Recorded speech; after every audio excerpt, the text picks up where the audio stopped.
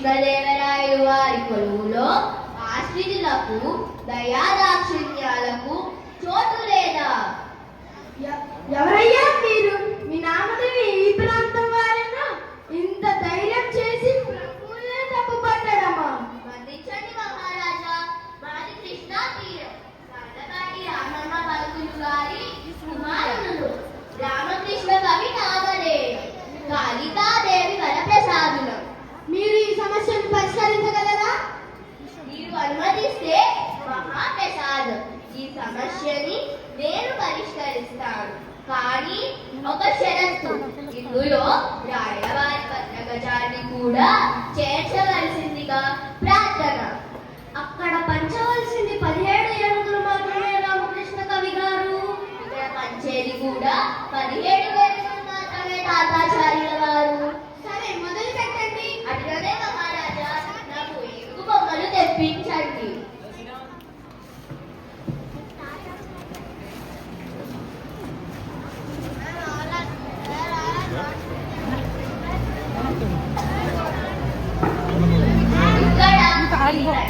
ఇచ్చినవి 17 ఏనుగులు.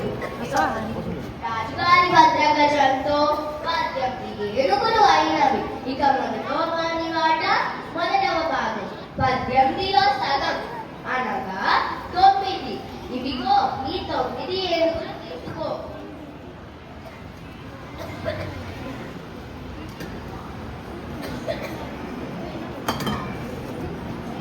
ఇక రెండో వాట రెండవ వస్తు అనగా 6. ఇవిగో ఈ 6 ఏనుగులు.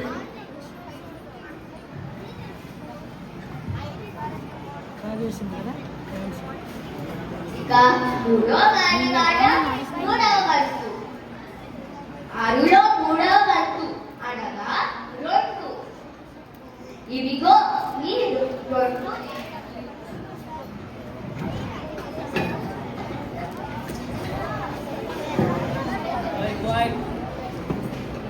ఇక మిగిలినది రాజుగారి భద్రగజం.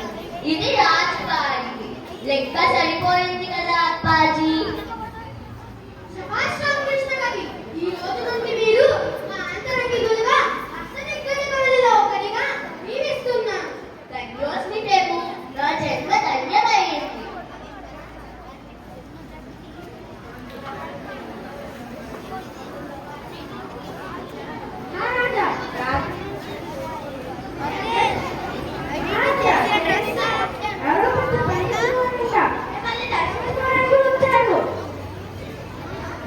ధన్యవాదాలు మహారాజా.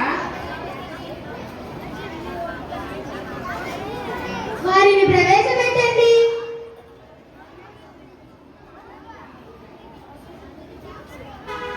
శ్రీకృష్ణదేవరాయలకి వందనములు.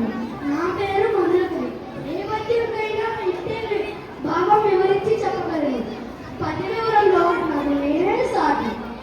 రామకృష్ణ కవి, మీరేమంటారు?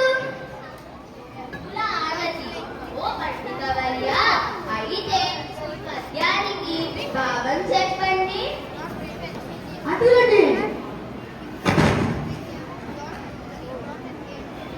మేకతోకకు మేకతోక మేకతోక మేకతోక మేకతోక మేకతోకకు మేకతోక మేకతోక మేకతోక మేకతోక మేకతోకకు మేకతోక మేకతోక మేకతోక మేకతోక మేకతోకకు మేకతోక మేకతోక మేకతోక మేకతోక మేకతోక మేకతోక మేక మేకతోక మేక మేకతోక మేక మేకతోక మేక మేకతోక మేక మేకతోక మేక మేకతోక మేక. దీనికి అర్థం చెప్పండి.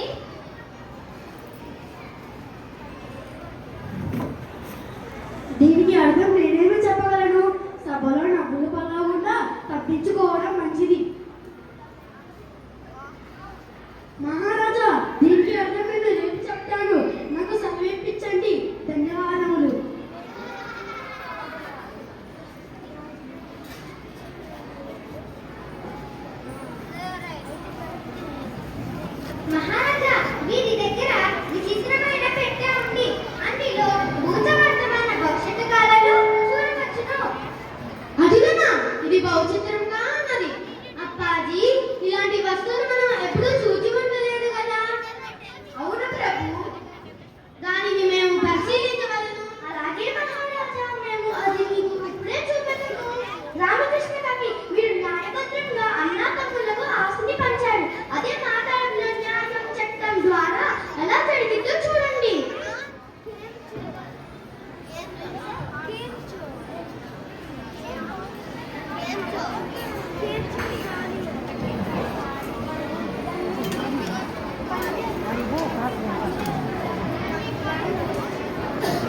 ప్రమీల, ఈ వయసులో అసలు మనకు మనశ్శాంతి లేకుండా ఉంటుంది. ఇద్దరు ఆడపిల్లలు కట్టడం నాదే బుద్ధి తక్కువ. ఒక మగపిల్లడు ఉంటే ఈనాటి పరిస్థితి వచ్చేది కాదు. ఆడపిల్లలైనా మగపిల్లలైనా ఈ రోజుల్లో ఒకటే. ఆడపిల్లలు కాబట్టి మనల్ని చక్కగా చూసుకుంటున్నారు. నా తమ్ముడిని నమ్ముకుంటే వాడు మనల్ని మోసం చేశాడు. చిన్నప్పటి నుండి తమ్ముళ్లను చెల్లెలను ప్రేమతో చూసినందుకు వాళ్ళు మనకి మంచి గుణపాఠం చెప్పారు.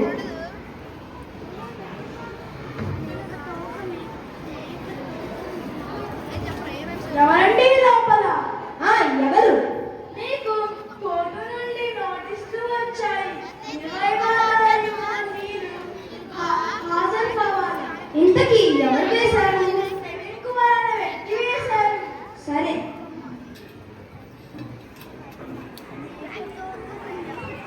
చూసావా ప్రమిళ, మీ మేనల్లుడు ఏం చేశాడో?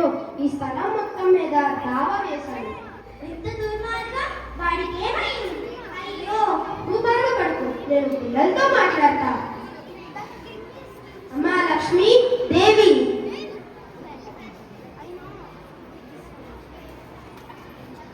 మీతో కొంచెం మాట్లాడాలి. చెప్పండి నాన్నగారు. రవి నోటీసులు పంపించాడు. నాన్నగారు, మనం తినకో ఆస్తి నిలుపుకున్నాము. ఈ రోజున ధరలు బాగా పెరిగేసరికి వారి కన్ను దీని మీద పడింది. అందుకే పెద్ద మనుషులతో పెట్టి దీన్ని సరిచేద్దాం.